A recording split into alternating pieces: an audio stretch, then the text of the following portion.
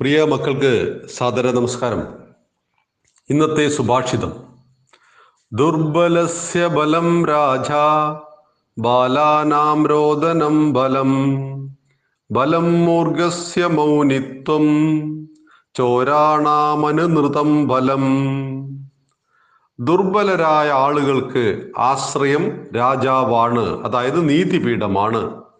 കുട്ടികളുടെ ബലം കരച്ചിലാണ്, ആശ്രയം കരച്ചിലാണ്.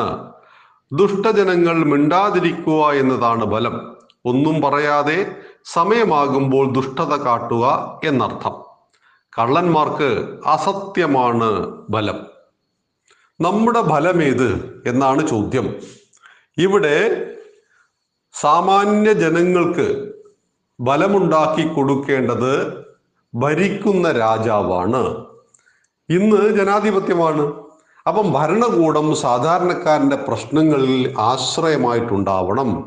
അവനെ ആരെങ്കിലും ദ്രോഹിച്ചാൽ, അവനോട് ആരെങ്കിലും തെറ്റ് ചെയ്താൽ എല്ലാവർക്കും പ്രതികരിക്കുവാൻ കഴിയില്ല. എല്ലാവർക്കും ശക്തി കൊണ്ട് മറ്റുള്ളവരെ നേരിടാൻ സാധ്യമല്ല. അവർക്ക് കൂട്ടായിട്ട് നീതിപീഠം ഉണ്ടാവണം. ബാലാനാം രോദനം ബലം. കുട്ടികൾക്ക് രോദനമാണ്, അവർ ശഠിച്ച് കരയും. അങ്ങനെ കരയുമ്പോൾ അവരുടെ കാര്യങ്ങളൊക്കെ നടക്കും. അങ്ങനെ നടക്കുവാൻ വേണ്ടി അവർക്ക് കരച്ചൽ ബലമായി തീരും. മൂർഖന്മാർ എന്ന് വെച്ചാൽ ആരാണ്? മൂർഖന്മാർ ദുഷ്ടജനങ്ങളാണ്. അവർ മിണ്ടാതിരിക്കും. എന്നിട്ട് തീർച്ചയായിട്ടും തെറ്റ് ചെയ്യേണ്ട അവസരങ്ങളിൽ അത് അവർ കൃത്യമായിട്ട് ചെയ്യുകയും ചെയ്യും. അതുകൊണ്ട് മിണ്ടാതിരിക്കുന്ന എല്ലാവരും ദുഷ്ടന്മാരാണോ? ഒരിക്കലുമല്ല. ദുഷ്ടന്മാരാരാണ് എന്ന് ചോദിച്ചാൽ ദുഷ്ടതരം ചെയ്യുന്നവരാണ്. അത്ര ആളുകൾ നമ്മുടെ സമൂഹത്തിലുണ്ട്. ഒരുപാട് ഭീകരന്മാര്, മോഷ്ടാക്കള്, കുട്ടികളെ തട്ടിക്കൊണ്ടുപോകുന്നവര്, പിടിച്ചു പറിക്കാറ്, പോക്കറ്റ് അടിക്കാര്. ഇത്തരം ആളുകൾ, ഒരു പോക്കറ്റ് അടിക്കാരൻ ഒരു ബസ്സിൽ കയറിയാൽ അവനൊന്നും മിണ്ടാതിരിക്കും. പറ്റിയ ഒരാള് പോക്കറ്റുമായി വന്നാൽ അതിൽ നിന്നും പേഴ്സൊക്കെ അടിച്ചു മാറ്റി കൊണ്ടുപോവുകയും ചെയ്യും. അതുപോലെ കള്ളന്മാർക്ക് അസത്യമാണ് ബലം. ഒരു കള്ളനെ സംബന്ധിച്ച്, ചോരൻ, അവനെ സംബന്ധിച്ച് അവന് സത്യമേയില്ല.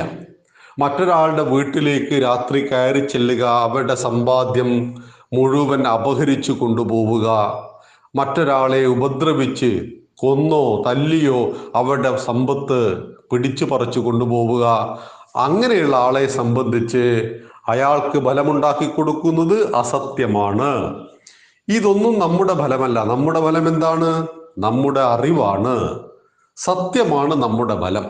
അതുകൊണ്ട് ഇത്തരം ആളുകളുടെ കൂട്ടത്തിൽ ഒരാളായി തീരേണ്ട ആവശ്യമില്ല. നാം ശക്തരായിരുന്നാൽ, നാം സത്യസന്ധരായിരുന്നാൽ നമുക്ക് ആരെയും ഭയക്കാതെ ജീവിക്കാം. ആരുടെ സഹായവും ആവശ്യവും വരില്ല. ശക്തിയും ഉണ്ടാവണം, നല്ല സത്യവും നമ്മുടെ കയ്യിൽ ഉണ്ടാവണം. കുട്ടികളെ സംബന്ധിച്ച് അവരുടെ രോദനം മാതാപിതാക്കളുടെ ശ്രദ്ധയെ പിടിച്ചു പറ്റുവാനാണ് എന്ന് മനസ്സിലാക്കുക. ഈ സുഭാഷിതത്തെ നന്നായി പഠിക്കുക. നന്ദി, നമസ്കാരം.